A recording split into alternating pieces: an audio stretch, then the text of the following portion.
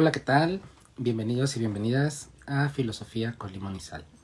El día de hoy arrancamos un nuevo proyecto dentro de Filosofía en la Red, en donde de la mano de Liana Muñoz vamos a platicar sobre filosofía. Y para eso, le doy la bienvenida a Liana. Vamos a esperar que se nos una.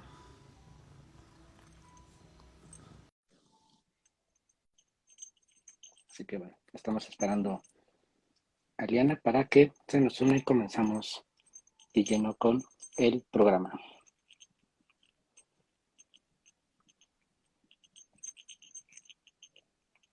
Solo un segundito, ¿qué tal? ¿Cómo están? Saluden. Aquí estamos. Hola a Matías, hola a Penny, a Gine, a Luis Fernando.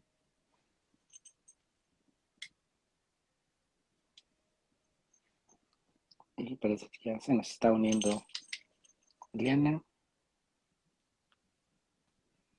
Solo un segundito. Hola, hola Liana, ¿qué Hola, tal? hola, ¿Cómo hola, estás? saludos, saludos. Muy bien, muy bien. Saludos a ti, pues, y a todos los que se están conectando. Muchas gracias por el espacio y por hacer juntos este proyecto. Sí, saludos, mira, nos están saludando desde Argentina. Qué gusto, muchas gracias por acompañarnos. Y pues arrancamos con Filosofía con Limón y Sal. Un programa, les vamos a platicar ahorita comenzando la idea, cómo nos viene, cómo surgió. Liana, hace poquito tuvimos una entrevista con ella, un filo charlando, lo pueden ver ahí en la página de Filosofía en la Red, en YouTube. Y pues a raíz de ahí empezamos a platicar, empezamos a cotillar un poco. Y la química se dio, nos gustó y se nos ocurrió como que dar este salto a hacer algo en conjunto. Y pues se nos ocurrió algo muy latino, muy sabroso, muy dinámico, porque queremos darle como que este toque pues divertido a la filosofía. Antes, a los que no te conozcan muy bien, a los que no sepan de lo que vas, platícales un poquito sobre ti, sobre lo que haces, todas estas cosas que andas en redes antes de entrar de lleno, Ariana.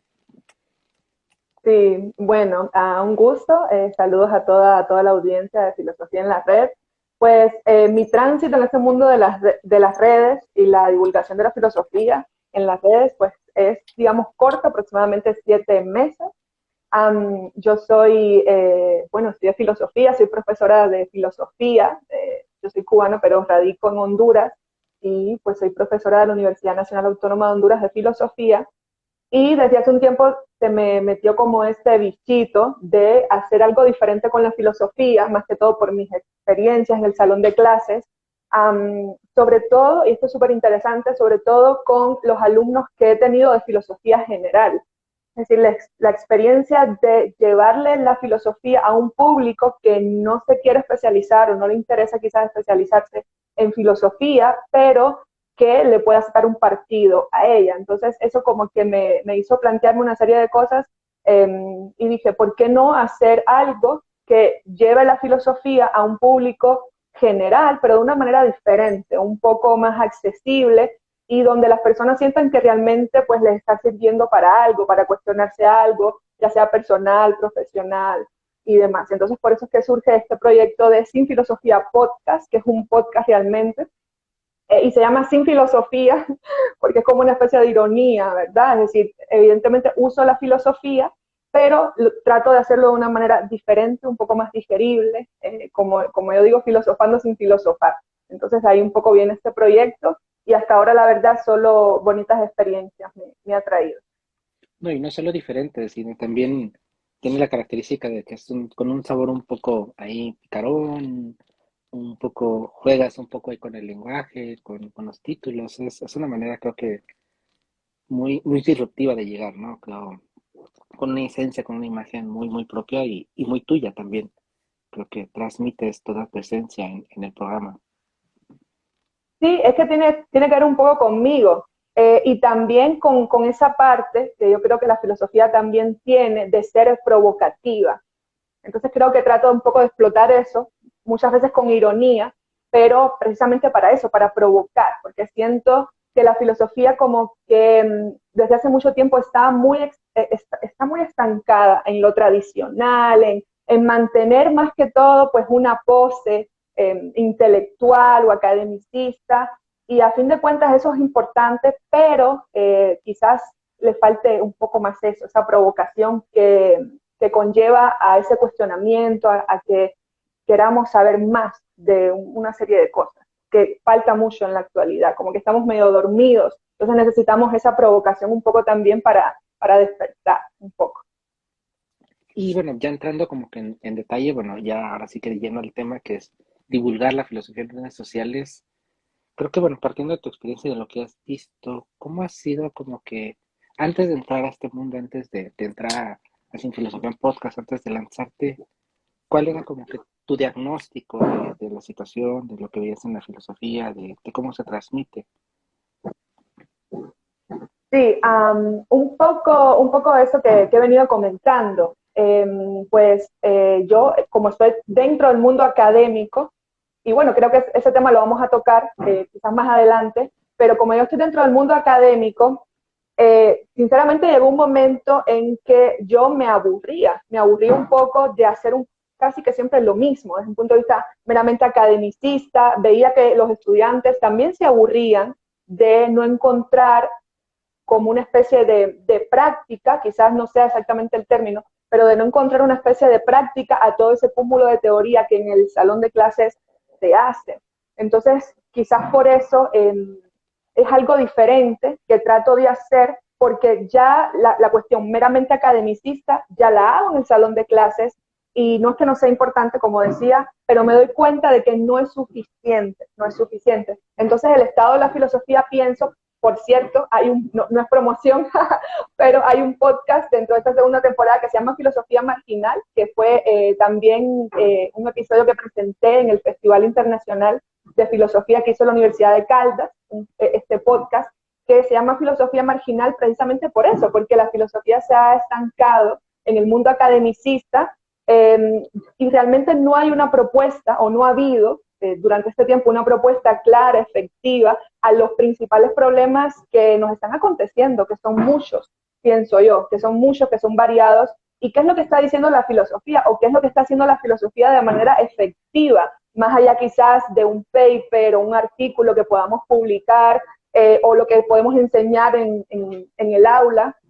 ¿Qué es lo que efectivamente estamos haciendo y cómo ese conocimiento está llegando a los que realmente lo necesitan, que muchas veces no son los estudiantes universitarios? Por ejemplo, yo que me desenvuelvo en el mundo de la universidad, no son los estudiantes universitarios, sino que es un público más general, que quizás ni tan siquiera tiene una formación superior, pero que necesitan ese conocimiento. Y nosotros muchas veces creemos que porque estudiamos filosofía o somos profesores o académicos, solo nosotros podemos saber de lo que hablamos y entender los tópicos que analizamos, y no es así. Es decir, hay que ampliar el conocimiento y hacerlo más accesible a todas y todos, porque a fin de cuentas de eso es lo que se trata, pienso yo. Yo lo único que veo en esta parte de lo de redes sociales, y bueno, igual les invitamos a todas y a todas que nos pongan ahí sus preguntas, sus comentarios para igual ir detonando la charla, porque bueno, ahí es lo importante, ¿no? Para ver cuáles son sus inquietudes. Lo único malo que podríamos ver de una manera es como cuando lo haces en redes o cuando tienes un blog, por ejemplo, como Filosofía en la Red, como todo esto, hay cierta parte del mundo académico que lo ve con recelo. No sé si tú te toca, ¿no? Es esta parte de, a lo mejor sí se premia, sí se celebra que se divulgue, que des a conocer filósofos, que des a conocer, bueno, teorías, posturas, pero al final del día no tiene un peso, por ejemplo, para una persona que se dedica o que quiere ser académico o que quiere tener, pues, no sé, una maestría, un doctorado, no le da como estos puntos para decir que está haciendo algo porque no genera nada de peso. Y creo que es algo, o al menos desde mi punto de vista, algo triste porque realmente, bueno, es un trabajo también muy arduo y es un reto muy significativo el diluir de cierta manera estos conceptos tan elevados a este público masivo, ¿no? Creo que cuando, a lo mejor tú me compartías, cuando tú preparas tu episodio, pues no puedes darlo como una lección a un alumno, sino lo tienes que adaptar y traducir casi casi a un lenguaje pues de pie. Pero no sé cómo lo ves tú, bien. Sí, eso es súper interesante, porque, por ejemplo, hace poco yo estaba actualizando mi currículum, y es decir, y no se me ocurre poner mi proyecto, por ejemplo, de Sin Filosofía Podcast, no se me ocurre ponerlo porque yo sé que eso en la academia no se le da ningún tipo de validez. Entonces, quizás un poco tenemos que ir cambiando esa mentalidad porque la forma en la que se enseña, en la que se divulga el conocimiento y la que se genera el conocimiento está cambiando y hay que irse adaptando a las nuevas modalidades que tenemos, a los medios nuevos que tenemos de transmisión de ese conocimiento, que pienso que incluso puede ser hasta más efectivo, hasta menos elitista, porque no todos, no todas pueden llegar a la universidad, a un salón de clases, a que alguien le enseñe. Entonces, pienso que tenemos que cambiar un poco esa mentalidad. En mi caso en particular, eso a mí me motiva mucho realmente, el hecho de que se menosprecie como que un poco esta parte. Evidentemente es mucho trabajo, porque aquí entonces yo por lo menos tengo que dividir lo que hago en la academia, que es bastante trabajo, y tengo que dedicarle otra parte del tiempo a lo que hago por acá. Pero realmente siendo sincera desde mi experiencia, muchas veces disfruto más el trabajo que hago, que es corto, es decir, llevo poco tiempo como mencionaba, pero muchas veces lo disfruto más porque siento más el impacto dentro de estas plataformas que quizás en la academia. ¿Y cuál es el reto que te has enfrentado? Por ejemplo, ¿cuáles son los retos que has vivido, que has experimentado al momento de lanzarte, de decir, ok, lanzo el podcast, es un reto técnico, es un reto de cómo vender el producto? ¿Cuál ha sido como que lo más difícil para ti como en filosofía en podcast? Miguel, como que se me cortó un poco y no te entendí la pregunta. ¿Cuál es el reto que te has enfrentado, los retos que has visto como lo más difícil que te has enfrentado, ya sea quizá los conocimientos técnicos, que creo que quizás mucho el desconocimiento a veces que entras, cómo se hace un podcast, cómo se difunde, o quizá ya algo más profundo, cómo transmitirlo, cómo llegar a las personas, cuáles como los retos que te has enfrentado? Evidentemente, yo he tenido que, es decir, esto lleva tiempo, lleva horas de dedicación, porque yo al inicio yo no sabía nada de cómo se hacía un podcast, ni de los recursos que tenía, no, de lo que necesitaba, cómo se editaba, yo no sabía absolutamente nada. Y yo tuve que dedicar tiempo, todos lo hacemos, a ver tutoriales en YouTube de cómo editar, de qué aplicación, que necesitaba un micrófono. Evidentemente es una inversión que en mi caso, pues es una inversión que solo es eso, es decir, gasto dinero, pero no es que me están pagando por eso. Y disfruto esto que hago. Pero si llevo una inversión que no tiene, como decir, no tiene un retorno. Pero uno, por lo menos yo, lo hago porque pues me gusta y siento que puede tener algo importante. Pero sí lleva muchas horas, ya es mucho tiempo de hacerlo. Y todavía yo siento que no es que lo hago perfecto, ni que utilizo los recursos al 100%, ni que soy experta, ni mucho menos, sino que todos los días voy aprendiendo y trato de ir mejorando. Mis primeros episodios, cuando alguien los escucha, se siente que la calidad del sonido se siente que está fatal, porque ya los otros episodios pues me tomó tiempo darme cuenta qué es lo que está pasando, qué es lo que está distorsionando y aprendiendo. Entonces ya mis últimos episodios, o a partir más o menos del episodio 4, es que ya se escucha, por ejemplo, una calidad del sonido ya mejor. Entonces sí, es bastante complicado y lleva mucho tiempo y mucho esfuerzo. Casi nadie lo ve, pero es así. Sí, mira, y tenemos una pregunta un poquito, quizá fuera de contexto, pero está muy interesante. Eh, ¿Por qué decidiste estudiar, dice, filosofía? Nos pregunta Gina. ¿Y qué es lo que esperabas de la carrera? ¿Qué es como que lo que esperaste al estudiar? Bueno, esto, por cierto, yo lo comenté en el episodio de Filocharlando, ¿verdad, Miguel? Ahí lo hablamos. Sí, Y realmente lo ahí nos... interesante es eso. Sí, yo no esperaba nada de la carrera de filosofía porque cuando yo comienzo, yo no quería estudiar filosofía, es decir, esa no era mi prioridad. El tema fue de que yo quería estudiar otra carrera que no pudo ser por X o Y razón, y la carrera que pude optar fue filosofía. Lo que sí es interesante es que estando ya en filosofía, mi idea era, por supuesto, cambiarme a otra carrera y eso no sucedió. Y no sucedió, entre otras cosas, porque yo siempre digo que fue un cambio. Parece cliché, pero muchas veces es así. Fue un cambio en mi manera de entender la realidad, de analizar los fenómenos. Es decir, fue un cambio completo de venir de quizás una formación a nivel preuniversitario, secundario, donde quizás las cosas son un poco más como que de memorizar, no hay tanta criticidad, porque nuestros sistemas educativos así funcionan, sobre todo los latinoamericanos. No sé cómo será quizás en otras experiencias, pero son sistemas educativos muy repetitivos, muy mecanizados, donde hay demasiada política del saber, me atrevería a decir yo. Más en mi caso, que yo vengo de una formación en Cuba, donde el saber está más que politizado, aún más de lo que quizás normalmente está en otras partes, y ver que había un espacio de reflexión para poderse cuestionar una serie de cosas que pues ya se aparecían o se daban como dadas, fue algo sumamente interesante para mí, y quizás eso del espíritu rebelde que todos tenemos.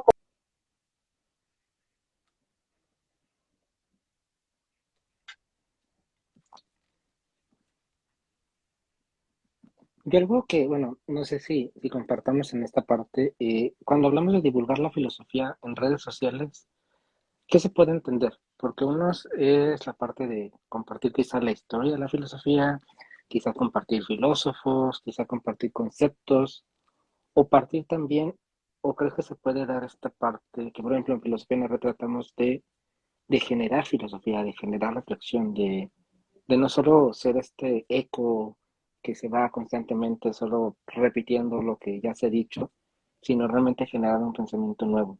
¿Qué es lo que tú has visto en tu diagnóstico en redes, en lo que se comparte ahora sí, en lo que esta parte de divulgar en redes sociales filosofía? ¿Cómo lo ves tú? ¿Qué es? Esa pregunta es muy interesante, eso ahí es como que darle en el clavo del asunto, y es algo que yo he visto, y es muy interesante que lo hablemos. Yo siento, por lo menos desde mi punto de vista, claro está, me puedo equivocar, seguramente es así, pero desde mi punto de vista y con todo respeto, siento que muchas veces no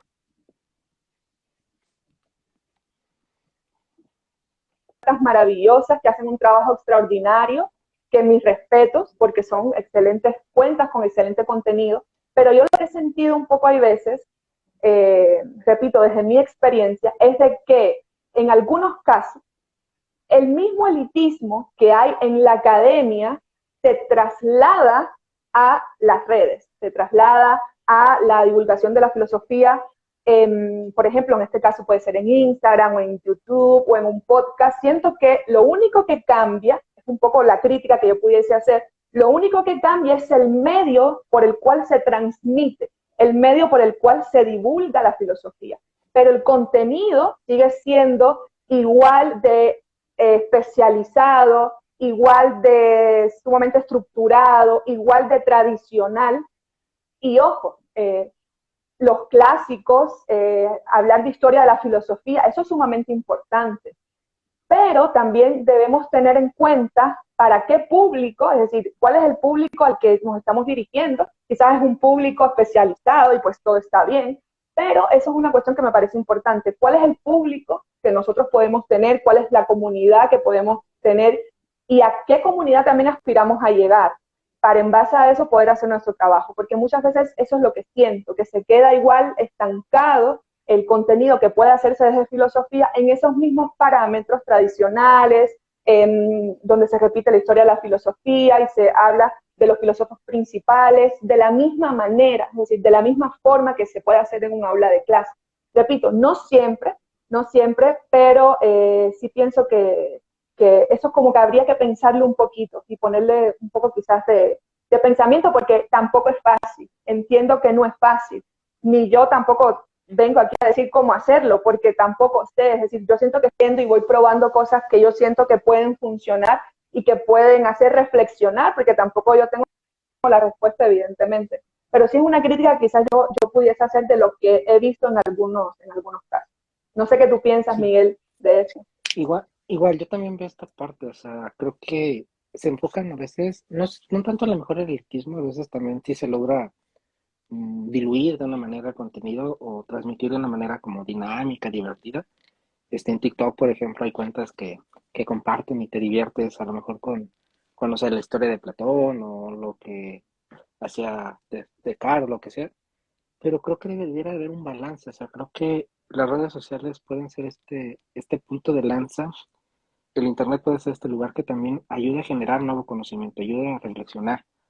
Creo que quedarnos como que simplemente en repetir como que la historia, decir o enseñar conceptos está bien, es válido y se necesita, por supuesto, o sea, no podemos pensar o esperar que alguien se ponga a filosofar nada más porque sí, sin quizá una base, pero creo que también necesitamos como que propiciar el detonar preguntas, el lanzar esta pregunta al aire para que el otro, la otra responda, el presentar o el presentar lugares también que nos den estos espacios que generen poder hablar sobre el metaverso, poder hablar sobre realidad virtual, poder hablar sobre NFT, poder hablar sobre multiversos, o sea, sobre estas cosas que están pegando y que realmente nacen desde aquí y que creo que se tiene que hacer una reflexión desde acá, o sea, permitir que la gente pueda reflexionar a partir de ello, porque creo que, y es parte de lo que decíamos de la academia, ¿no? O sea, cómo si alguien escribe un texto sobre metaverso en un blog,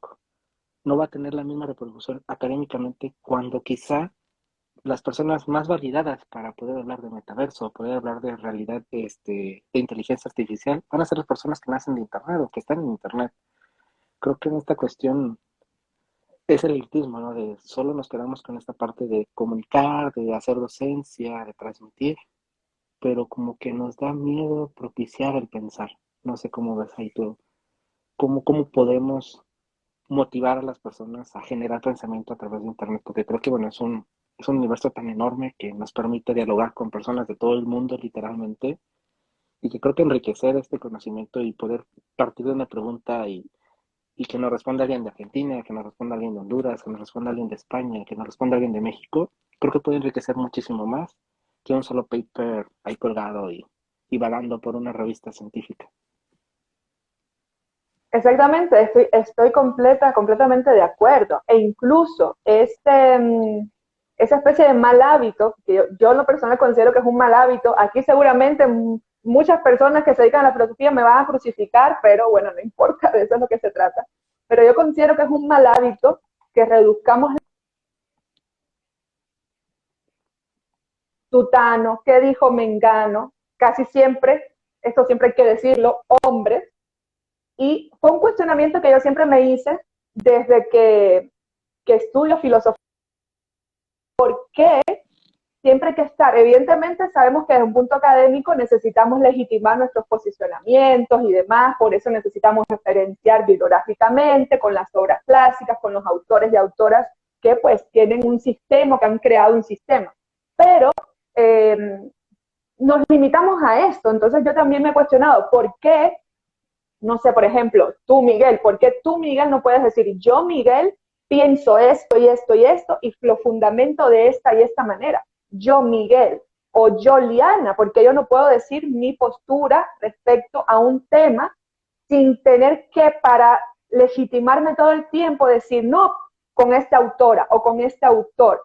Repito, es importante que validemos porque hay un sistema que ya está construido, pero también necesitamos como que confiar más en nuestros posicionamientos y en nuestras fundamentaciones. Y pienso que esa es una de las razones por las cuales, y esto es algo que se habla mucho, ya decimos, no, es que ya nadie crea filosofía, ya no hay un Kant, ya no hay un Hegel que venga y haga un sistema, ya no hay pues otro tipo de pensador o pensadora que venga y haga lo que pues quizás antes se hacía, pero pienso que también es por eso, porque necesitamos validarnos con autores y autoras que ya están desfasados, que ya no, pues, para muchas cosas, que no forman parte de nuestras realidades, que son nuestras, por tanto, nosotros somos quienes tenemos que hablar, porque son nuestras realidades. Entonces, eso pienso que es un poco lo que ha pasado. Entonces, la generación de conocimiento nuestra se limita a repetir lo que los autores han dicho.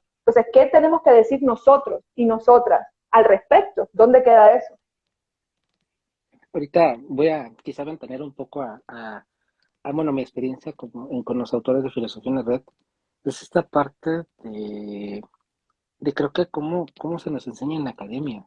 Al final del día a veces yo me peleo mucho y con muchos autores, luego se me enojan porque yo les pido que no citen tanto, porque hay muchos que tienes como que esta costumbre de das 3 párrafos y metes la cita de alguien, das tantos párrafos y metes la cita, porque así te enseñó la escuela, así te enseñó el profesor te exigía meter tantas citas o te exigían que tu trabajo tuviera 5 bibliografías y 10 notas al pie. Y yo digo, es que sí, pero no, o sea, está bien que te vayas a agarrar la base de, quizá, bueno, fulanito dijo algo, pero también como dices tú, creo que es esta parte de propiciar el atreverte.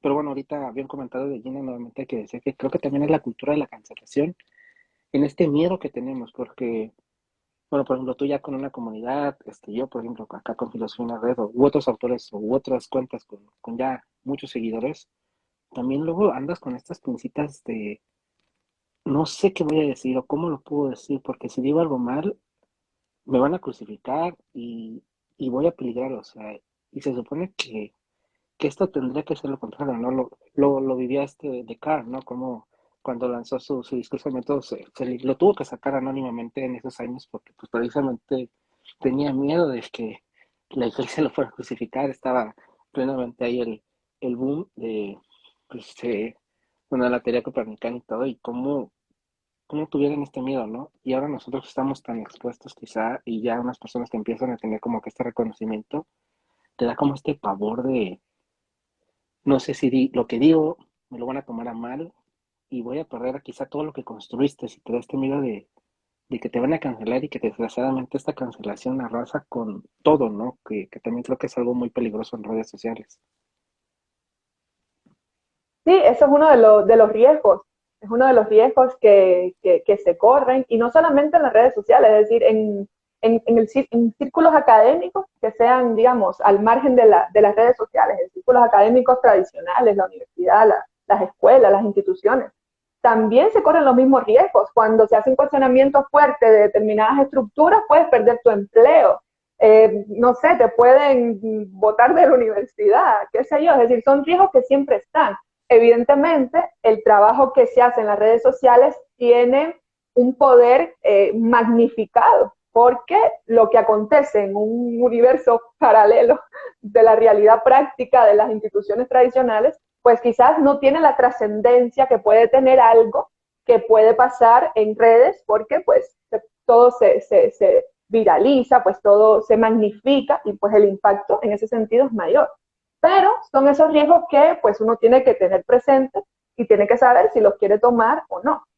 Y yo siempre digo algo, nosotros no estamos, si queremos verdaderamente proponer, porque por lo menos es lo que yo pienso, proponer que nos planteemos las cosas, solo eso, independientemente de cuál sea la respuesta. Y si ese es nuestro objetivo principal para buscar algo que sea verdaderamente importante y que tenga un impacto en las personas, nosotros no podemos estar pensando si vamos a caer bien o vamos a caer mal, porque ese no debería ser nuestro objetivo. Si nuestro objetivo es crecer en redes sociales, ganar seguidores, monetizar lo que hacemos, que no está mal, es válido, es un trabajo también, pero siento que ese compromiso de quizás querer crecer muchas personas que te sigan o que sigan tu trabajo, es lo que muchas veces hace que tengamos esas pinzas así, pero magnificadas. Evidentemente siempre hay que tener un lenguaje de respeto, de empatía, porque estamos manejando temas que pueden afectarle a muchas personas, a muchas comunidades y grupos, y eso es muy importante, que seamos respetuosos y respetuosas. Pero hay veces hay que ser críticas y por lo menos hay que dar la postura que uno puede tener, siempre que esté fundamentada y siempre que sea con respeto. Y eso también implica a que nosotros como seguidores también, como seguidores de otras cuentas, de otros contenidos, como consumidores también de las redes sociales, sea de filosofía o de otra área, también tenemos que aprender a ser empáticos con lo que escuchamos, porque no siempre vamos a escuchar lo que queremos oír o con lo que estamos de acuerdo. Entonces también es necesario que aprendamos Es decir, tanto los que nos podemos parar acá en este momento a querer transmitir un mensaje como si después nosotros somos los que estamos del otro lado escuchando el pensamiento o el posicionamiento de otras personas. Entonces pienso de que eso debe ser, por lo menos así lo pienso yo, lo más importante, más que caer bien o mal, o más que tener más o menos seguidores, es pues ser respetuosos y plantear nuestras ideas, siempre repito, que las fundamentemos. Eso debe ser lo más importante. Ahorita que hablabas de seguidores, me puse a pensar cómo manejamos el impacto que tenemos cuando ves, por ejemplo, que un reel que subes tiene de repente, no sé, 1000 visualizaciones, 2000, 3000, y empiezas a ver esta lluvia de, no sé, cómo lo experimentas tú, cómo lo has sentido, porque creo que es algo, cuando quizá estabas como del mundo offline, de este mundo quizá no tan viral, y también esta parte de que uno se empieza a exponer, porque al final del día, el tener una cuenta, bueno, y de hecho tu primera temporada eran más solo tus labios, y ahora ya das la cara, ya te atreves a exponerte más. Este paso a exposición, ¿cómo lo has manejado y cómo se siente? Porque bueno, creo que cada quien lo vive diferente y cómo tú lo has vivido. Wow, qué interesante. Pues al principio realmente mi idea era no exponerme. Por esa razón lo que hice fue un podcast precisamente por el tema de creo que también cuando hablamos en Filocharlando lo platiqué un poco, el tema de la imagen y todos los prejuicios que hay sobre la imagen de las personas, la imagen de las mujeres, la imagen de las personas que hacen filosofía y de las mujeres que hacen filosofía. Y como yo no tengo nada que ver con esa imagen típica, entonces quería como que ahorrarme eso y que solo escucharan mi voz y lo que yo tenía que decir. Es decir, que cuando fueran a juzgarme o a cuestionarme o a escucharme, lo hicieran solo por mis ideas y no por la manera en la que alguien se puede ver. ¿Me explico? Entonces, por eso esa fue mi idea. Dije, un podcast, qué maravilla, esto es lo que yo quiero hacer. Quiero hacer un podcast y que solo escuchen mi voz y lo que yo tengo que decir. Y creo que la mayoría de las personas quisiera eso, pienso yo, que sean juzgadas o sean mencionadas por las ideas que tienen y no por cómo se ven, no por lo que tienen, no por todos los prejuicios esos que tenemos y estereotipos. Entonces, incluso por eso la imagen de mi podcast no se me ve la cara completa, sino que juego un poco con el micrófono, solamente como de aquí para abajo.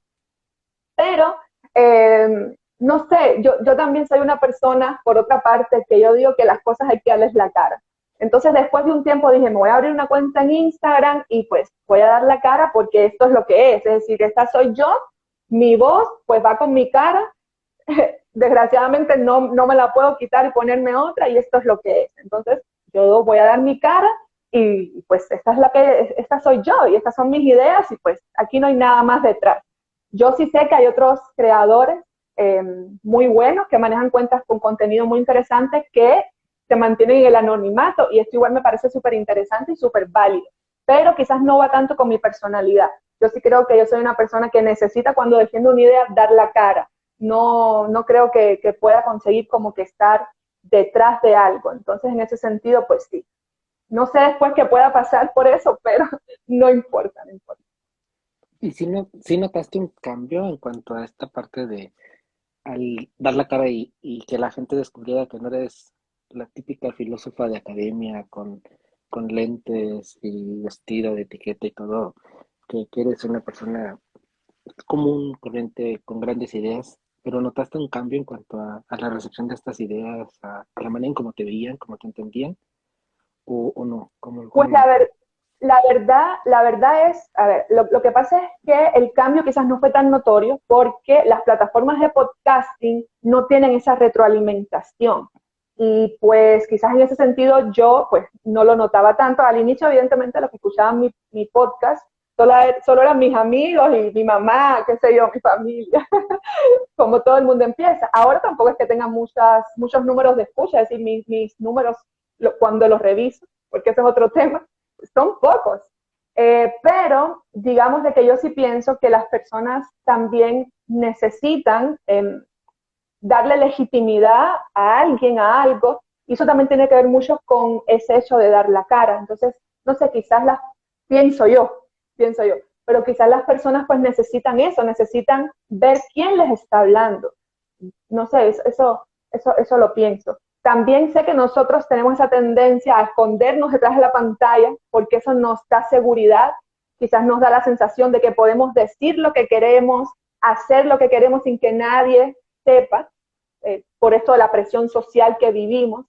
Eh, pero al mismo tiempo pienso que esa necesidad de escondernos no limita que aunque nosotros quizás nos escondemos detrás de la pantalla, sí queremos que esas personas que estamos viendo, sea pues en una red que hable de cocina o que hable de lo que sea, pues sí necesitamos verles la cara como un poco para darle legitimidad. Y pienso pues que en ese caso también debe ser importante. Oye, una de las preguntas del millón, ¿tú te escuchas? O, porque bueno, luego, bueno, hay creadores de contenido que tenemos, o sea, bueno, están estas dualidades, las personas que sí se escuchan, y las personas que sí se ven, o las personas que no se escuchan, que no se ven. En dónde entras tú? Porque yo no me escucho, yo la Pues verdad, yo termino yo, yo y no me tampoco, vuelvo a ver. yo tampoco. Yo igual, porque también, no sé, pienso que estoy segura que tú también y muchos de nosotras y nosotros, y en mi caso yo soy súper perfeccionista y entonces como que digo, ay, esto, y no, entonces yo solamente tengo que escucharme al momento de editar los audios, pero una vez que los edito ya no los vuelvo a escuchar más.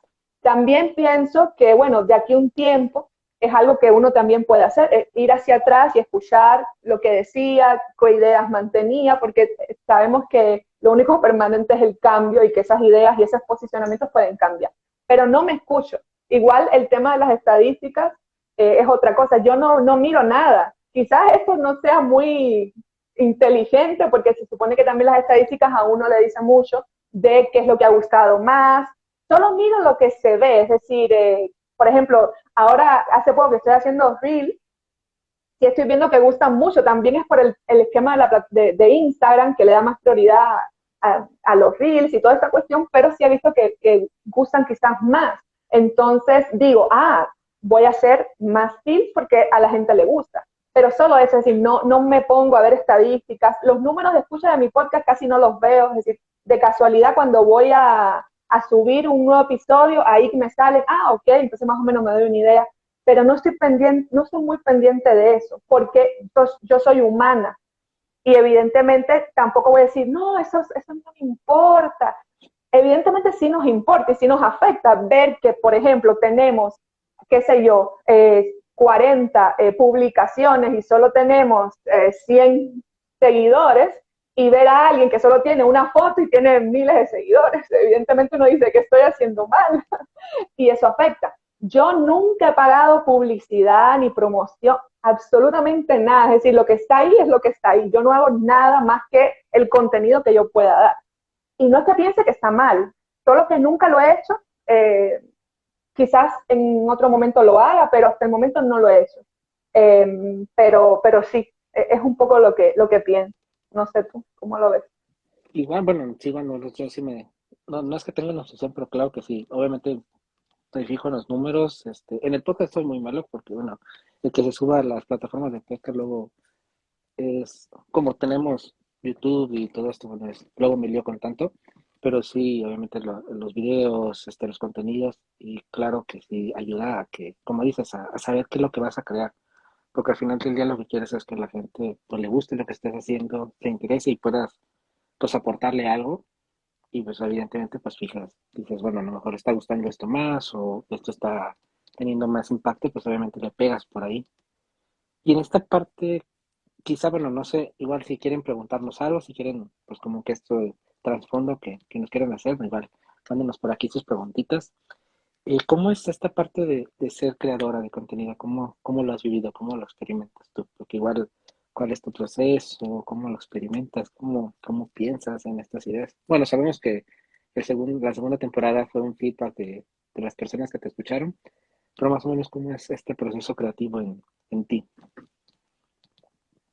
Sí, pues yo usualmente soy súper organizada, súper estructurada y hago una planificación y todo, pero con el podcast no soy así. Un poco también como para seguir, como para dejar llevarme un poco más por lo que quizás me motiva, por lo que veo que a alguien le interesa. Y pues yo ni siquiera sé, por ejemplo, el episodio de la semana que viene, no sé de qué lo voy a hacer. Es decir, yo pues dejo un poco, eso no es muy bueno porque me puede pasar algo, me puedo enfermar o cualquier cosa y me quedo sin episodio. Hasta ahora, gracias a Dios, no ha pasado. Pero como que me dejo llevar un poco porque, no sé, pienso que cuando yo me pongo delante del micrófono y me pongo a hablar y a hablar sobre un tema y demás, necesito también como una motivación, es decir, este es un tema que me interesa, siento que es un tema que se necesita, o me pasó algo que digo, de este es el tema que voy a hablar. Entonces, un poco para seguir esa organicidad. Esta segunda temporada, como fueron las fueron propuestas de tema que pues muchos y muchas de los conocidos de parte de la comunidad eh, que tenemos, pues me sugirieron. Entonces yo igual, de igual forma los voy seleccionando, veo el tema, pero de ese tema puede ser que le dé una modificación un poco, es decir, que no sea necesariamente del tema textual que me dicen, sino que tomando la esencia, por supuesto, para que sea lo que las personas me han pedido, pero como darle un poco un giro de lo que yo pienso que forma parte de lo que yo hago, de un poco la dinámica de cómo funciona el podcast, la cuenta y el proyecto que tiene que ver un poco más con eso. Porque, por ejemplo, me pasó que me pidieron temas que son muy filosóficos, extremadamente filosóficos, entonces yo trato de darle un giro para que pues sea asequible a, a la mayoría quizás de la comunidad que no son del área específicamente. Entonces, un poco lo que trato de hacer para eso, porque ese es mi objetivo principal, es decir, llevar la filosofía a un público general. Y entonces para eso necesito darle esa modificación. ¿Y qué tan difícil es modificar? Porque obviamente, claro que es un reto modificar.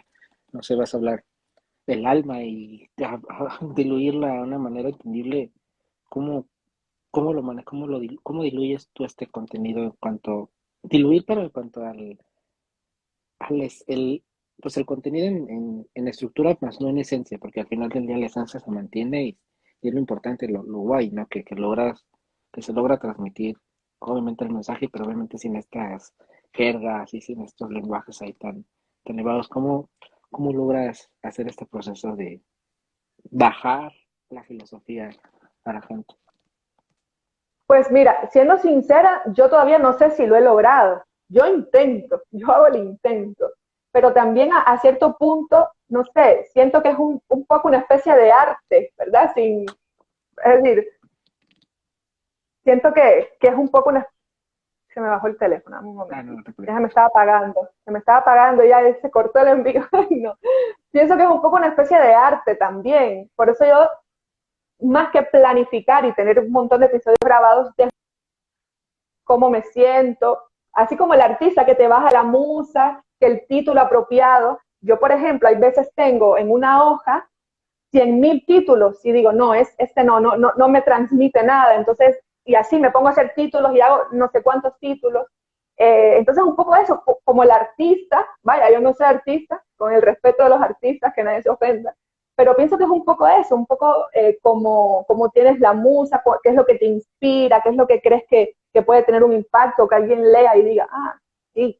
Entonces creo que va un poco por ahí, más que por lo artístico, que por lo menos en la cuestión inicial o de ese cambio, y ya después con la teoría como para darle una fundamentación o para darle solidez a lo que estamos diciendo. También hay veces cuento, es decir, lo entremezclo también un poco con experiencias mías o con historias o con pláticas así que puedes hacer con alguien tomándote un café, porque también me parece que eso es lo interesante, es decir, cosas que puedes hablar con una amiga, con un amigo, tomándote un café o tomándote una cerveza o haciendo lo que sea, que son temas interesantes, pero que la plática es amena, es decir, que no te vas a quedar dormido o algo así. Y bueno, antes de hacerte la siguiente, tocar el siguiente tema, bueno, invitarles a que sigan a Liana, es en Sin Filosofía Podcast, que la sigan en Instagram y bueno, también en Spotify está, y bueno, que nos sigan a nosotros, quien no nos siga, Filosofía en la Red. Y hace ratito decías algo que me encantó y que me impactó, que es la presión social, y yo lo quiero ligar un poco al hecho de ser mujer. Afortunadamente, está viendo cuentas ahorita, recientemente hay ya muchas cuentas de muchas chicas, de muchas tanto profesoras, doctoras, docentes, estudiantes, X y Y, que bueno, se están animando y están proponiendo y están visualizando a las mujeres que hacen filosofía. Pero yo te quiero preguntar, dijiste presión social y me marcó, me impactó. ¿Sientes una presión de alguna manera el ser mujer y el decir, ahora voy a hablar de esto, o me voy a animar a en un reel hablar de esto otro, o voy a tocar este tema?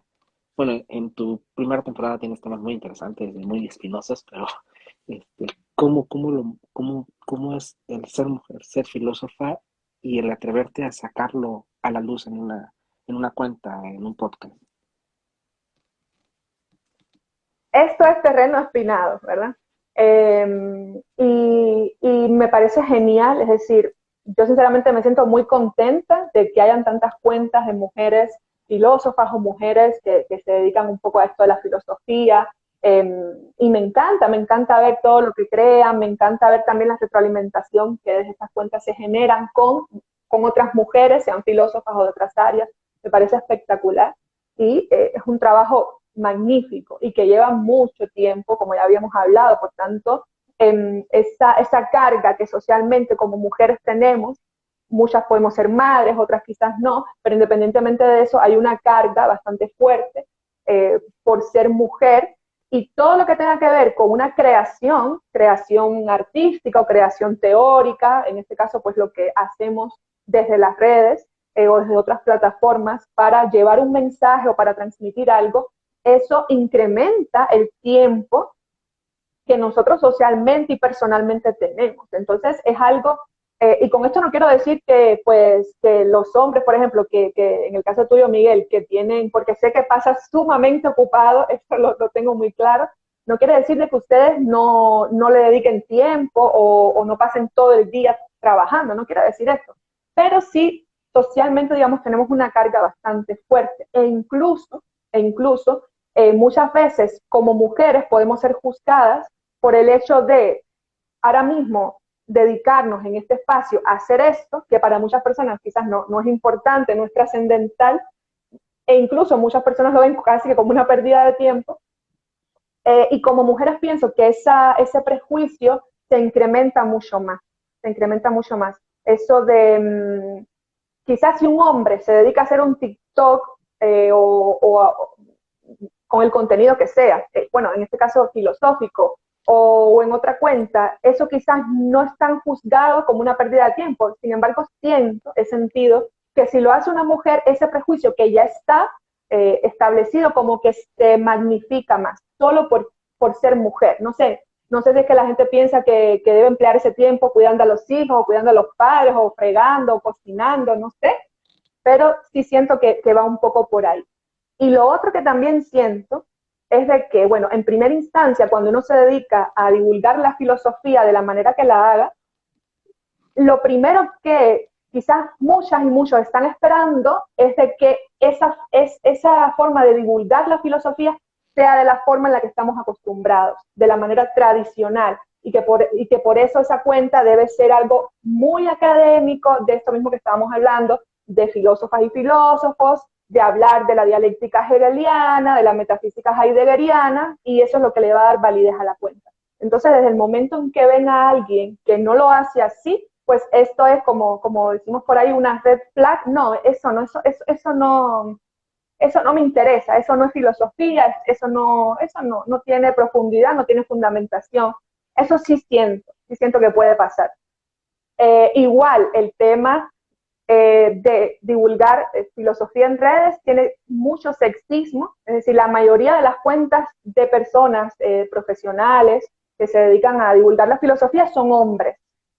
Y la mayoría de los seguidores que tienen esas cuentas, me atrevería a decir, quizás me equivoque, son hombres también. Por ejemplo, a mí la mayoría de las personas que me siguen son mujeres. Eh, y casi ningún hombre que me sigue, pudiese decir, creo que casi que ningún hombre que me sigue, muy pocos, se dedican a la filosofía. Porque sí he tenido esa experiencia de que, no sé, como que me ha pasado a mí, aclaro, no estoy generalizando, pero sí me ha pasado, como que el hombre filósofo juzga mucho el trabajo o lo que hace la mujer filósofa, y más cuando no es algo que está dentro de los cánones que supuestamente nos han enseñado que debemos enseñar filosofía. Entonces eso me ha pasado mucho. Y lo otro, pudiese estar hablando aquí 3 horas, pero ese no es el sentido. Ya lo último creo que también es un poco la presión de que por ser una mujer que se dedica a divulgar filosofía, los temas de los que yo debo hablar son temas que tienen que ver, por ejemplo, con la maternidad, con el feminismo, etcétera, etcétera. Es decir, porque también las personas piensan que por ser mujer solo debo hablar de temas que tienen que ver con la mujer. Pienso que eso es otro prejuicio que está presente. Evidentemente que yo voy a hablar del aborto, evidentemente que yo voy a hablar del feminismo y de la maternidad, pero lo voy a hacer, o lo hago, lo he hecho, como también puedo hablar de muchísimos otros temas que no necesariamente tienen que ser eso.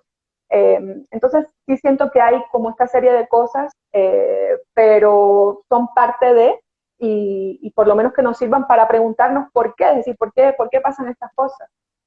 Ahorita que hablabas de esos temas como marcados sexistas hacia la mujer, también pasa creo que al inverso, en la nuestra situación, por ejemplo, si quieres hablar de feminismo y si lo hace un hombre, híjole, es espinoso, o sea, el aborto todavía como que a lo mejor medio se acepta, medio como que le das un poco de validez ahí, porque ahí tiene alguna injerencia el hombre, ¿no? Tuvo ahí su parte que ver. Pero si hablas de feminismo desde una perspectiva, desde el hombre, también te tachan, también es como que te ven feo, como que te, no te cancelan, pero sí te invalidan, ¿no? No sé. Y también incluso a veces desde las mismas mujeres, creo que ahí, en esa cuestión creo que sí se regresa la bolita y también se crean como estos circulitos en donde solo las mujeres que divulgan filosofía son las que pueden hablar de feminismo y tienen una opinión sobre Hannah Arendt y sobre todas las demás, pero un hombre que se quiera atrever a decir del feminismo algo, mm, como que no gusta. ¿Por qué crees que ahí pasa ahora este inversa, te la voltean este sexismo inverso en cuanto al feminismo, por ejemplo, que es un tema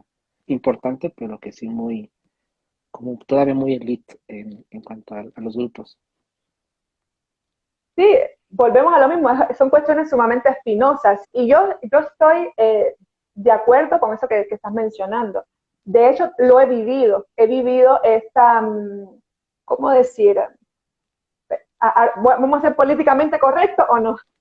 He Tú vivido un dale, poco hay que romper el internet ahorita. yo entiendo esa parte y estoy de acuerdo. También entiendo el por qué, pero pienso que más, y esto creo que lo hablé en mi episodio del machismo, pienso que más que tener que ver con que la mujer haga esto hacia el hombre, lo cual es cierto en muchos casos, y el hombre haga esta discriminación para con la mujer, más que ser de mujer o hombre, tiene que ver con un sistema. Esto es algo sistémico que propicia precisamente esto. Por mucho tiempo, solo los hombres han hablado de las mujeres. Entonces, evidentemente, ha llegado un momento en la historia de concientización y demás, donde nosotras las mujeres hemos dicho, espérate, ya no hables más de mí, yo voy a hablar por mí. Entonces, pienso que esa es una de las razones por las cuales quizás en los movimientos feministas hay esta especie de recelo sobre el hecho de que el hombre hable de temas que tienen que ver quizás no solamente con la mujer, porque las mujeres no vivimos solas en islas, es decir, estamos en interrelación con mujeres, con hombres, con personas de género no binario, etcétera, etcétera, y vivimos en una interrelación de diversidad. Pero pienso que esta es una de las principales razones, es decir, ya basta de que hablen por nosotras, nosotras vamos a hablar.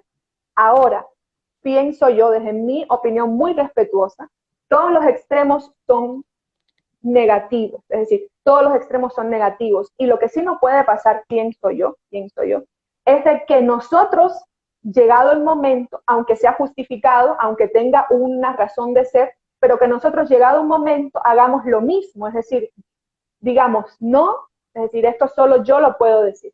Incluso en mi episodio del machismo menciono, porque es algo que a mí me ha pasado, que yo he visto, que yo he escuchado, en conferencias, en charlas y demás, que hay mujeres dentro de los movimientos feministas que han dicho, yo no le tengo que enseñar nada a los hombres, es decir, los hombres ahí que vean cómo lo aprenden, es decir, yo solo tengo que preocuparme por mí como mujer y por el resto de las mujeres, que ellas entiendan sobre la normativa patriarcal, sobre estas series de determinaciones que hay en nuestro sistema, en la forma en la que en la que nos crían todo lo que hacemos. Y yo con esto no estoy muy de acuerdo. Y eso, repito, lo dije en el episodio del machismo, es decir, esto es una cuestión que se trata de un sistema, porque incluso hasta las personas, pienso yo, es mi opinión, lo que yo he podido ver y experimentar, hasta las personas que son quizás de un género no binario, no se identifican ni con hombre ni con mujer, también tienen posturas machistas en determinadas ocasiones, también tienen actitudes que son machistas, porque el sistema es machista. E independientemente del sexo que tengamos, somos machistas, todas y todos somos machistas de una u otra forma. Entonces es necesario lograr determinado nivel de concientización, eso pienso que es importante, y en el episodio lo menciono, por ejemplo, Simone de Beauvoir, que también es ya muy criticada, evidentemente, pues hay una diversidad entre los movimientos feministas que tienen que ver con otras características que ella no menciona, porque es cierto, ella pertenece, Simone de Beauvoir, a una élite, y ella habla por un grupo, y no está mal, es decir, hay diversidad y pues eso tiene que ser representado. Pero el tema de la concientización, que es una de las ideas que ella menciona y que a mí me parece que es muy importante, independientemente del tipo de movimiento feminista o el tipo de mujer que sea, mujeres indígenas, mujeres negras, el tema de la concientización con la particularidad de cada vivencia y cada experiencia, porque los niveles de discriminación son diversos, todas las mujeres no son discriminadas de la misma manera, hay mujeres que son más discriminadas que otras por el color de su piel, por su clase social, etcétera, etcétera. Entonces, en ese sentido, yo pienso que hay que concientizar, eso es importante. Y para concientizar también hay que enseñar, es un proceso de enseñanza, no enseñanza desde un punto de vista institucional, de estar repitiendo ideas, no, sino es un proceso, digamos, más que de enseñanza educativo, donde todas y todos estamos aprendiendo. Y para aprender hay que escuchar. Quizás no nos guste lo que estamos oyendo, quizás nos vamos a enojar o nos vamos a encolerizar porque hay muchas cosas que las personas hablan que quizás tienen que ver con cosas que hemos vivido, con situaciones de sufrimiento por los que hemos pasado, quizás hemos pasado por abusos, hemos pasado por muchas cosas y evidentemente esa subjetividad también está ahí porque somos seres humanos y podemos encolerizar o podemos quizás poner una barrera, pero sí pienso que es importante, aunque es difícil y yo tampoco tengo la receta, pero sí pienso que es importante que escuchemos, aprendamos a escuchar, porque no vamos a llegar a ninguna parte si no escuchamos. Eso sí lo tengo muy claro. Y como dices, la polarización, ¿no? Al final del día los extremos nunca nos van a llevar a nada bueno y tampoco ni ponerse en el papel, como dices, de que ni las mujeres digan que no van a enseñar nada a los hombres, porque también es válido que enseñen como inverso, o sea, creo que es esta parte de, creo que es entender, ¿no? Que sí se viene de un mal sistema, sí se viene de algo malo, pero al contrario hay que romperlo, y cómo romperlo, no hay que romperlo a lo que se hacía, o sea, si vas a romperlo queriendo hacer tu élite y hacer culpitos y como que aislarte, irte a una isla, pues vas a repetir el mismo sistema, al contrario va a ser, luego va a ser lo otro y simplemente van a ser dos polos opuestos que van a estar peleando. Creo que esta parte de tratar de llegar a esos acuerdos y como dices, de escucharnos, ¿no? Va a haber hombres que van a hablar mal, van a haber hombres que van a hablar bien, van a haber mujeres que van a hablar mal, van a haber mujeres que van a hablar bien, y al final del día el podernos entender y el podernos comprender va a ser clave para, pues para mejorar, porque al final del día lo que queremos es mejorar, no irnos como para atrás. Ahorita, y ya la O nos pregunta si hay un podcast o si hay algo que te inspiró a tu programa, a tu podcast, a hacer lo que haces actualmente en redes. Pues quizás no es un contenido de filosofía, pero sí empecé a escuchar varios podcasts y me gustó la dinámica. A mí siempre me ha gustado la radio porque mi papá, él es locutor de radio, él es locutor de radio deportiva. Entonces quizás yo siempre digo que por eso me viene un poco la vena esta. Entonces el mundo de la radio siempre me ha llamado la atención, es decir, cómo por medio de la voz podemos transmitir muchas cosas. Y era algo que se había perdido pues con todo esto de que pues tanto desarrollo de la tecnología donde la imagen es fundamental y ya solo de escuchar ya no nos estaba llamando la atención y pues comienza a tener cada vez más presencia el tema del podcasting, del podcast, que al final es una radio digital de una u otra forma y que es accesible pues a muchas personas, no a todos, porque ya estamos hablando, ni a todas, necesitamos recursos, aunque sea un teléfono, no todo el mundo tiene teléfono, pero bueno, aunque sea un teléfono, y no sé, necesitamos recursos que no siempre se tienen, pero digamos de que tiene un mayor nivel de accesibilidad que, por ejemplo, tener un programa en una estación de radio y demás. Entonces, ese concepto me llamó mucho la atención. Empecé a oír algunos podcasts, pero hay un podcast que no tiene que ver con filosofía, pero que me llamó poderosamente la atención, que es un podcast de una venezolana que se llama Eglantina Singh. No sé si lo conocen, pero esa mujer tiene una voz hermosa, tiene una voz preciosa, que yo la escuchaba y yo, era una cosa que me hipnotizaba, porque tiene una voz y una capacidad de transmitir las cosas de temáticas. Ella contaba sus experiencias, cosas de su vida, es decir, nada filosófico, por lo menos no en teoría, quizás en esencia sí, pero eso fue lo que quizás me dijo, yo quiero hacer esto, es decir, quiero probar esto, a ver, porque esa sensación que yo sentí solo de escuchar a alguien hablar, por ejemplo, me teletransportaba y yo sentía que ella hace pláticas, por ejemplo, del Amazonas, ella se crió en el Amazonas y demás, y yo me teletransportaba a todo eso, y yo dije, eso me gusta, me parece interesante. Y bueno, también Ivana nos pregunta si, ¿qué temas te gustan? ¿Qué temas, de todo lo que hablas, de todo, como cuáles son los temas que más te apasionan dentro del mundo de la filosofía, de la reflexión? Bueno, temas me apasionan muchísimo. Pareciera contradictorios, pero me gusta mucho la historia de la filosofía. De hecho, es algo que he dado mucho tiempo en lo que yo hago, es decir, en la carrera de filosofía. Me gusta mucho la historia de la filosofía, me gusta mucho hablar de los sistemas metafísicos, es decir, son cosas que me gustan, pero también me gusta mucho, pues me gusta mucho la filosofía política, también es algo que llevo mucho tiempo dando en la carrera de filosofía.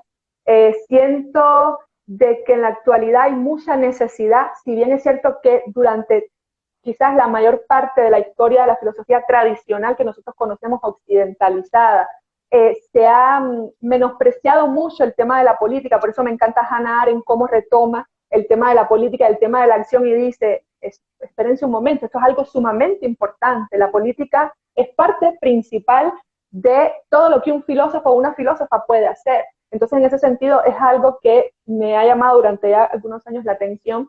Y también me ha interesado mucho el tema de la bioética, el tema de la filosofía y la medicina. También he dado clases durante algún tiempo ya de ética médica, esa relación entre cómo se puede entender este tema del biopoder, de la biotecnología, el control sobre los cuerpos y demás, y cómo esto pasa por la medicina, y cómo la filosofía tiene tantas cosas que decir, y evidentemente en la rama médica a nadie le interesa lo que la filosofía tiene que decir. Entonces me llama mucho la atención el tema de la bioética, el tema de la ética del cuidado, el tema del aborto también es algo que me llama mucho la atención, y ver cómo es la filosofía nosotros lo podemos manejar. Evidentemente hay una serie de cosas que quizás yo trabajo en el ámbito académico que no lo he manifestado, por lo menos no aún en un episodio de un podcast o en alguna charla, pero pienso que es algo que paulatinamente se va a dar. Entonces, quizás me voy un poco más por eso. El tema de la ética también me parece bastante interesante, esa necesidad, y esto también tiene que ver un poco con la bioética, esa necesidad de que estemos replanteando ya esa ética tradicional,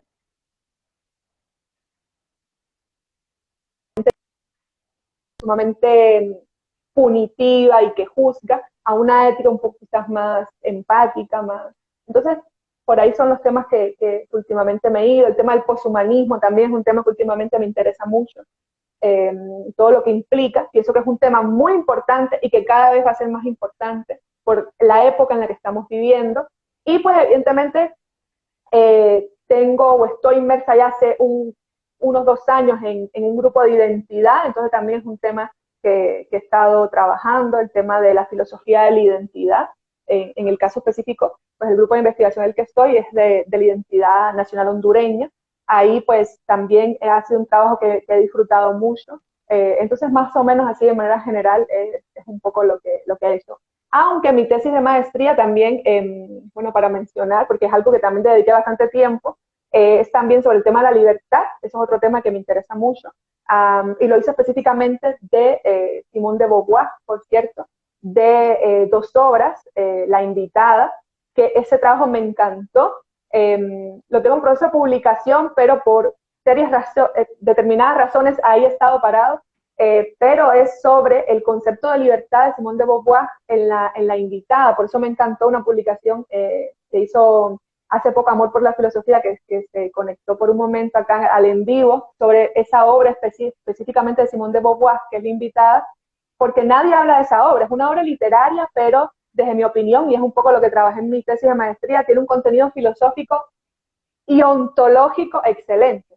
Incluso recuerdo que cuando le presenté, bueno, las revisiones y demás que te hacen de la tesis de maestría, una de las doctoras que estaba haciendo mi tutora de la tesis, me dice, pero como que me quiso, como decimos así coloquialmente, me quiso jalar las greñas, porque me dijo, pero ¿por qué tú estás hablando de que tiene un contenido ontológico si Simone de Beauvoir es existencialista? Porque Sartre es existencialista. Y una de las cosas que le dije fue, bueno, es que eso es precisamente lo que yo estoy defendiendo, que ahí hay un contenido ontológico. Entonces ese trabajo me gusta mucho por eso. Entonces más o menos por ahí va la cosa. Oye, para ir cerrando, ¿qué es lo que tú ves que nos falta o que le falta a lo que es divulgar filosofía en redes sociales? ¿Cuáles serían? Hemos hablado de las cosas buenas, de lo que podemos hacer, pero aquello que como de lo que todavía cojea, como de lo que necesitamos, pues ponerle más caña, más fuego a hacerlo, no sé si mejor o peor, porque bueno, esto de mejor puede ser un concepto ahí medio extraño, pero hacerlo diferente, mejor, perfeccionarlo cada vez más. Quizás también es un poco lo que hemos venido hablando a lo largo de la plática, pero si tuviera que, digamos, reducirlo o aprender a escuchar, pienso que eso es un aspecto muy importante. Sea lo que sea que hagamos, pero aquí en estos espacios pienso que es más importante aprender a escuchar lo que dicen los demás, las demás, les demás, aprender a escuchar. Pienso que eso es muy importante si queremos verdaderamente generar un pensamiento crítico, porque todo el mundo habla de pensamiento crítico, aquí estamos haciendo algo crítico, pensamiento crítico, filosofía crítica, y no escuchamos a nadie. Y llegamos y decimos, esta es mi verdad, y pues aquí ya yo, pues, me muero mañana. Entonces, ese no es el sentido. Para hacer un contenido filosófico, que sea realmente crítico, hay que aprender a escuchar, a dialogar, a empatizar teóricamente y personalmente. Pienso también que este tema de las redes es muy importante, redes de creadores, redes de académicos, redes de intelectuales, redes de una comunidad que no tiene por qué ser especializada en filosofía, pero que también necesita oír una serie de temas planteados de otra manera o planteados de la forma en la que se ha hecho siempre, pero que estas personas no han tenido acceso a ellos. Entonces, digamos que esas serían las principales, ser más empáticos, empáticas, aprender a escuchar, hacer redes, pero redes reales, es decir, no estas redes que hacemos de que hagamos este trabajo para que tú me sigas y yo te sigo y para subir 10 seguidores más. No, sino redes que sean reales, donde se comparte conocimiento, donde se comparte idea, donde se maximice lo que podemos decir a una comunidad un poco más grande, pero en un sentido real, en un sentido sincero. Eso más o menos sería lo que pudiera decir. Me has hecho una pregunta difícil. Yo en mi aporte sería esta parte y es mi sueño de que podamos poner, por ejemplo, que tú puedas poner en tu currículo host de Sin Filosofía Podcast, sin sin esta presión social de que a nivel académico no te lo van a tomar en cuenta, te lo van a descartar. Eso es como que, para mí, como que el sueño dorado, la guinda del pastel, ¿no? Como esta parte de ir incidiendo tanto en las personas e ir demostrando que lo que se hace también tiene una repercusión y de que realmente se valore, porque pues escuchar un episodio de tantos minutos o ver una publicación en Instagram, un video, pues nos toma que 10 15 30 minutos consumirlo. Pero realmente el trabajo que hay detrás es algo que quizás muchas personas que nos escuchan, que nos ven, lo valoran, lo ven, lo entienden, por eso lo siguen. Pero las academias, estos lugares tan elitistas, estas torres de marfil, como se llama, no lo ven así, o sea, no lo desprestigian. Cuando realmente hay un trabajo detrás muy profundo, muy lleno y donde realmente se le pone corazón. Y creo que no sé qué tanto, quizás las universidades más tradicionales todavía les cueste más, pero ya creo que poco a poco algunos sistemas empiezan a romper, como que empiezan a aceptar esta parte realmente el estar divulgando la filosofía incluso les conviene a ellos, porque al final del día, pues captan estudiantes, captan personas que se pueden interesar. Al final del día se puede ver como estrategia de marketing que una cuenta que haga divulgación de filosofía puede atraer a una persona a conocer la filosofía a interesarle. Entonces creo que cuando logremos eso, creo que podemos dar ese salto importante. Creo que estamos ahí, estamos como que en ese limbo todavía, porque ya las universidades se están dando cuenta de eso, de que necesitan pues tener una cuenta, necesitan nutrirse de estos influencers o de estas personas que están generando, pero creo que en la medida en que, no sé, más estudiantes lleguen a la carrera, a la entrevista y digan, es que me interesó la filosofía porque escuché un podcast o porque vi un video en YouTube o porque sigo a tal persona, creo que en ese momento vamos a decir que realmente esta divulgación tiene esta, llamémosle utilidad en el sentido consumista, en el sentido materialista de realmente aportar algo a estos lugares, ¿no? No, no sé tú ahí. Y tú, bueno, desde la universidad, cómo lo ves? No, lo veo exactamente así, pero te voy a decir algo, yo pienso que también nosotras y nosotros debemos posicionarnos también. Entonces, como que también hay que reclamar los espacios. Yo pienso que yo soy muy creyente de eso. Tenemos que reclamar los espacios y posicionarnos de una u otra forma. Yo me atrevería a decir que yo he visto en este último año más actividad académica que genera en redes sociales que en la academia. Real, real, por lo menos desde mi experiencia, por lo menos en la universidad que yo estoy. Una generación de conocimiento en este año la he visto más activa, más provechosa, más abarcadora en redes sociales que en la academia. Quizás en la academia se publicó más, lo que no creo, pero quizás se publicó más artículos, quizás pues se graduaron más personas de máster o de doctoras o doctores, pero una generación así, de ese tipo, lo vi más en redes sociales. No sé, yo ahora estoy pensando que quizás cuando vuelva a hacer esa actualización a mi currículum, sí voy a poner lo de mi podcast, aunque no me lo tomes en cuenta, pero es una forma de decir, esto yo lo hago, esto es algo que yo le doy validez y pues yo lo voy a poner en mi currículum. Sí, es que realmente sí, o sea, cuando, por ejemplo, nosotros que tenemos alianzas con universidades, con instituciones, o sea, al final del día lo valoran, lo ven, y realmente se genera como que esta parte de que sí puede aportar algo. Quizá no tiene este peso de ISSN, quizá todavía estas partes no son indexadas, que creo que ahí se tendría que manejar a nivel pues más arriba, cómo lograr esta parte de dar estos puntajes que tanto se persiguen. Pero sí, o sea, realmente pues, las redes sociales no descansan, las personas generan contenido todos los días, se genera divulgación de todas las maneras y logras despertar este morbo, ¿no? Porque quizá de las 100 personas que ven un reel o de las 1000 personas que ven un reel, a lo mejor uno o dos va a tener ese interés, te va a mandar un mensaje, va a buscar algo.